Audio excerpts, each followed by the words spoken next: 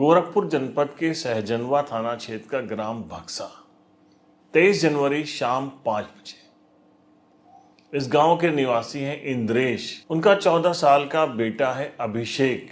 वो साइकिल से खेत की तरफ जाता है। साथ में उसके बुआ का लड़का 12 साल का प्रिंस भी था। ये दोनों खेत जाते हैं, फिर काफी देर तक वहां से वापस नहीं आते। घर वालों को चिंता होती है, आसपास में ढूंढाई शुरू होती है।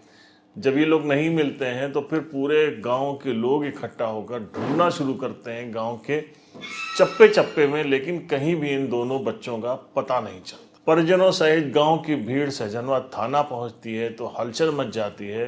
पुलिस रात में गुमशुदगी की रिपोर्ट दर्ज करती है और परिजनों के साथ सर्च ऑपरेशन शुरू करती है, लेकिन इन दोनों बच्चों का कुछ भी पता नहीं चलता। अगले दिन 24 जनवरी की सुबह हंगामा मच जाता है जब गांव से 3 किलोमीटर दूर एक सरसों के खेत में दोनों बच्चों की नग्न अवस्था में लाशें पड़ी होती हैं। खून से रक्त रंजित उनका गला रेता गया था और उनके मुंह में कपड़ा ठूस के उनको बेरहमी से पीटा भी गया। ग्रामीण लाशें रख के प्रदर्शन शुरू कर देते हैं। पुलिस के आला अधिकारी पहुंचते हैं।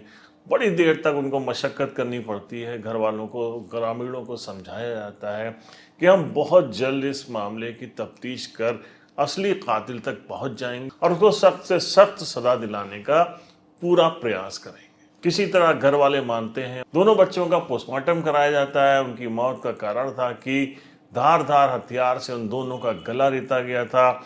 एंटीमॉर्टम इंजरीज थी, उनके पूरे शरीर पर चोट के निशान थे।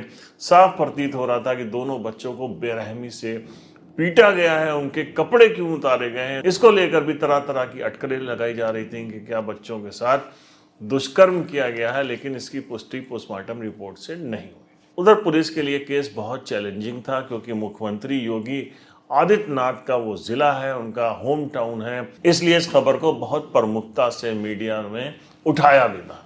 पुलिस ने मौके पर फॉरेंसिक टीम और डॉग स्क्वाड बुलाया था। डॉग स्क्वाड जब उसने लाशों को सूंघा उसके बाद वो मौके से सीधे गांव तक पहुंचा था। उसके बाद जो मृतक हैं उनके घर से 2-3 घर पहले जाकर वो डॉग स्क्वाड वहीं पर रुक गया था। वो काफी देर तक भौंकता रहा था। पुलिस उसके बाद भी किसी नतीजे पर नहीं पहुंच पाई। गोरखपुर के एसएसपी डॉक्टर ग्रोवर के अनुसार जो घटना स्थल था वहां से 4 किलोमीटर रेडियस के 800 फोन खंगाले गए थे और उससे 3 संदिग्धों को पुलिस ने चिन्हित किया था और उन पर पुलिस की निगाह रखी जा रही थी। इन तीनों संदिग्धों के घर के बाहर डॉग स्क्वाड ने भौंका भी था, इसलिए पुलिस इन तीनों को हिरासत में लेकर पूछताछ कर रही थी। इसी बीच पुलिस को एक बड़ा अहम सुराग भी उनके हाथ लगा था।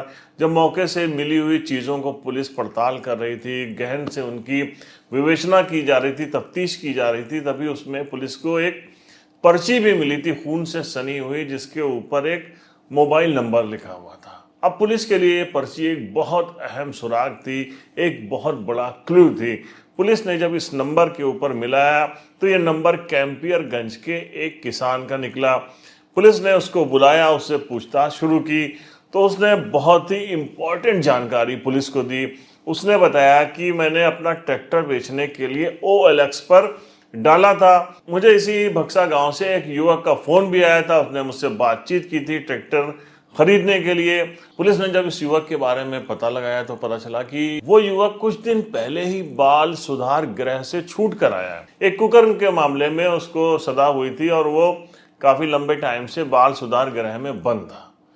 पुलिस उसके घर पहुंचती है तो वो वहां से गायब मिलता है। पता चलता है कि उसका भाई गुजरात में रहता है। पुलिस की एक टीम गुजरात भेजी जाती है जहां उसका भाई रहता है, लेकिन वहां भी वो युवक पुलिस को नहीं मिलता है। लेकिन पुलिस को वहां से एक जानकारी मिलती है कि हो सकता है वो दिल्ली में रहने वाले उसके एक रिश्तेदार के यहाँ गया हो। पुलिस की टीम दिल्ली में भी छापेमारी करती है, लेकिन वहां भी ये युवक पुलिस के हाथ नहीं लगता है और अब पुलिस इस नतीजे पर पहुंच चुकी थी कि हो ना हो इस हत्याकांड में कहीं ना कहीं इसका हाथ है, इसीलिए लगातार ये पुलिस से बचकर भाग रहा है। लेकिन तभी पुलिस को एक जानकारी मिलती है। उसके बाद पुलिस खलीलाबाद पहुंचती है जहां से वो युवक पुलिस के हाथ लग जाता है। पुलिस उसको लेकर आती है और उसके बाद जब कड़ाई से पूछताछ करती है तो ये 17 साल का युवक डबल मर्डर की पूरी दास्तान सुनाता है। वो कहता है कि हाँ, मैंने ही इन दोनों को मारा। एसएसपी डॉक्टर ग्रोवर के अनुसार उस युवक ने पूछताछ में बताया कि मैं जब बाल सुधार गृह से छूट कर आया तो ये जो अभिषेक जिसको मैंने मारा है ये मेरे घर के पास में ही रहता था। ये मुझे सार्वजनिक स्थलों पे कुकर्मी कुकर्मी कहकर बुलाता था। जब मैं इसे दौड़ाता था तो ये भाग जाता था। मुझे इस बात से बहुत ज़्यादा चिढ़ होती थी। अब तो हद हो गई थी कि जब भी जहाँ मिलता बहुत सारे लोग गाँव के खड़े होते और ये उनके सामने मुझे कहता एक कुकर्मी, और सारे लोग वहाँ पर हंसने लगते। अब इस बात से मुझे इतनी ज़्यादा चिढ़ हो गई थी कि मैंने तय कर लिया था कि मैं अभिषेक की हत्या कर दूंगा। इसके लिए मैंने अपने गांव में रहने वाले एक दोस्त से मदद मांगी। हम लोग कई दिन से रेकी कर रहे थे। 23 जनवरी की शाम को मैंने अभिषेक और प्रिंस को साइकिल से जाते हुए देखा खेत की तरफ।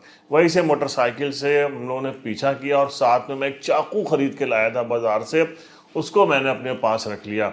हम लोग जब गाँव में खेत की तरफ गए तो सुनसान जगह पर इन दोनों को रोक लिया। पहले इन दोनों की जमकर पिटाई की, फिर उसके बाद हम लोग चाकू के बल पे इन दोनों को 3 किलोमीटर दूर सरसों के खेत में लेके गए।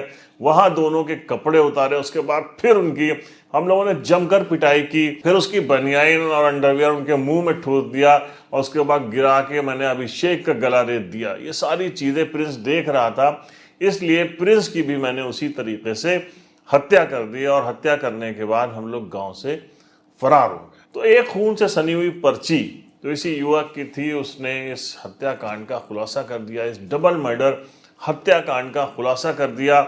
और इस हत्याकांड का खुलासा होना बहुत जरूरी था क्योंकि इन दोनों हत्याकांड को लेकर तरह तरह की अफवाहें अटकलें लगाई जा रही थी और इससे बहुत ज्यादा तनाव भी व्याप्त था। तो इस घटना के खुलासे से गोरखपुर पुलिस ने भी बहुत सुकून की सांस ली है, चैन की सांस ली है। लेकिन अभिषेक और प्रिंस के परिवार पर तो कयामत टूट पड़ी है। तो मैं हूं क्राइम स्टोरी टेलर परवेज है। हम मिलते हैं नेक्स्ट एपिसोड में एक नई क्राइम स्टोरी की जानकारी के साथ। तो किस तरीके से पुलिस घटना की विवेचना करती है और आरोपी तक पहुंचती है।